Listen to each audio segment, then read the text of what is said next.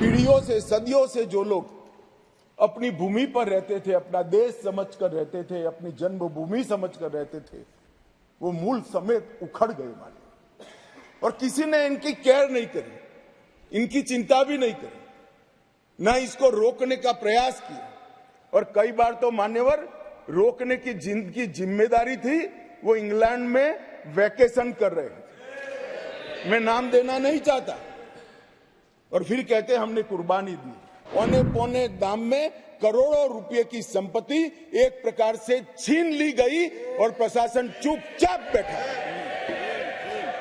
बैठा, कोई कदम नहीं उठाए। और मान्यवर हमने इसका रास्ता ढूंढा, नया कानून बनाया, और वो रिट्रोस्पेक्टिव इफेक्ट से उनको वापस देने का काम भारतीय जनता पार्टी की नरेंद्र मोदी सरकार। ये पूछते हैं क्या हुआ था वो भी बताया, और अब क्या हुआ वो भी बताया। और बहुत बोले हो, धैर्य रखना, सुनने का आज जरा धैर्य रखकर सुनना। और मेरा निवेदन है, जितने बैठे कम ही बैठे हैं, चले न जाए। जो लोग कहते थे कि क्या हुआ, आप तो मूल से ही कटे हो साहब, मूल के साथ संपर्क ही नहीं, कैसे मालूम पड़ेगा बदलाव क्या हुआ। इंग्लैंड में वैकेशन कर जम्मू कश्मीर के बदलाव का अनुभव नहीं कर सकते हो मान्यवर। हमने दादा बैठो। आपको नहीं कह रहा हूं दादा, बैठ जाइए। आप कहां कश्मीरी हो? यहां कांग्रेस के ढेर सारे मित्र बैकवर्ड क्लास करते हैं। कुछ नेता होते हैं जिनको हाथ में कुछ लिखकर पकड़ा लो तो 6 महीने नया कागज ना आए तब वही बोलते रहे बैकवर्ड क्लासेस। भाई पहले आपका इतिहास तो देखो मान्यवर।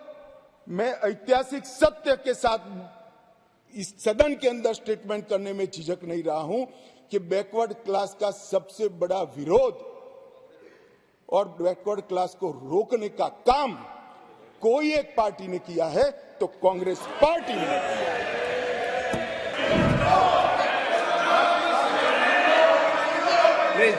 प्लीज। अरे यार अधीर रंजन, मैं एक बात कहता था कि एक नेता लिखा हुआ पढ़ते ही रहते पढ़ते, तुम भी वो स्क्रिप्ट पढ़ने लगे यार, ऐसा मत करो यार। अधीर रंजन जी ऐसा मत करिए, आप माननीय विपक्ष के नेता है। मैं जरा भी पढ़, अरे आपके बारे में नहीं बोल रहे वे, माननीय अधीर रंजन जी आपके बारे में नहीं बोल रहे। प्लीज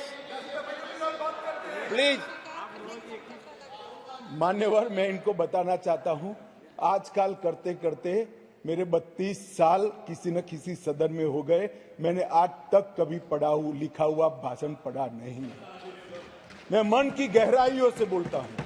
मेरे हाथ में जो कागज होता है आंकड़ों और तथ्यों को रिफेर करने के लिए होता है, क्योंकि मैं जिम्मेदारी के साथ यहाँ पर जिस कानून के अंदर आप अमेंडमेंट लेकर आए हो वो कानून ही कोर्ट के सामने चैलेंज में है। मसूदी साहब तो हाई कोर्ट के जज रहे, विद्वान न्यायाधीश रहे हैं, अधिवक्ता अच्छे ही होंगे तभी तो जज बने होंगे।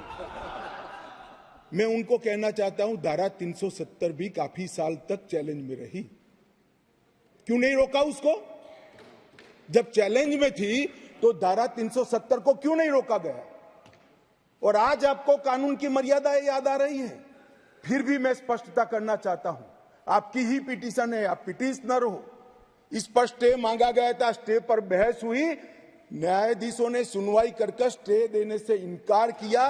स्टे देने से इनकार किया। मैं बहुत रिस्पॉन्सिबिलिटी के साथ यहां बोल रहा हूं, कोई स्टे नहीं है।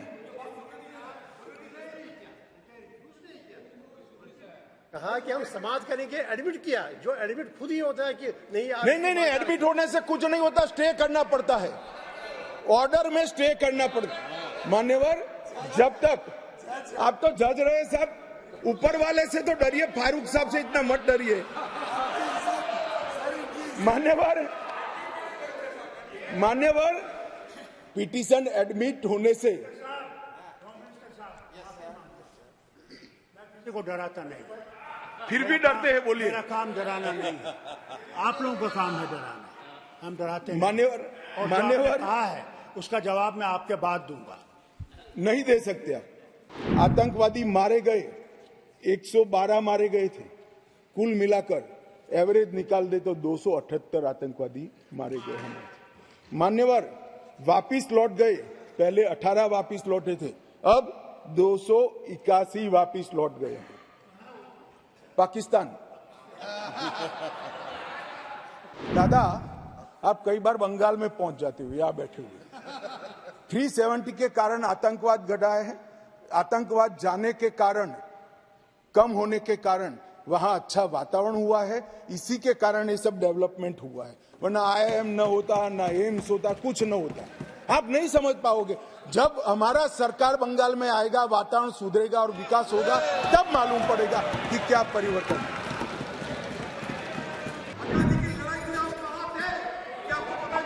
मेरा जन्म नहीं हुआ था।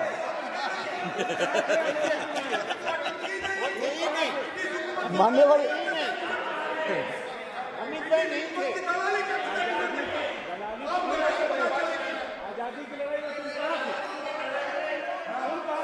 अरे तो माननीय गृह मंत्री जी ने, एक मिनट प्लीज दादा, माननीय गृह मंत्री जी ने ऑफिशियल स्टेटमेंट दे दिया था कि आजादी की लड़ाई के समय का पूरा स्टेटमेंट कोर्ट में दे दिया, अभी फिर दे देंगे। बेटा सुनो, आप बता दो साहब इनको एक बार। दूसरी गलती, दूसरा संदर्भ और कर दें आप, गलती नहीं संदर्भ, सॉरी। मान्यवर, एक ही गलती बताने से इतना तिल मिला गया है। अरे यार, ये नेहरू जी ने लिखा है, सूरज समझते नहीं हो, अनुवाद हो रहा है या नहीं हो रहा है अंदर? ये नेहरू जी ने कहा है, मैंने नहीं कहा है।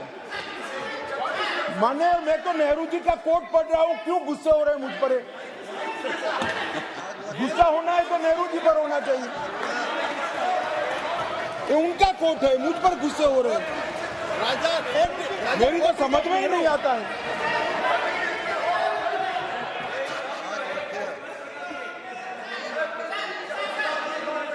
मान्यवर, ये खामखा मुझ पर गुस्से हो रहे हैं।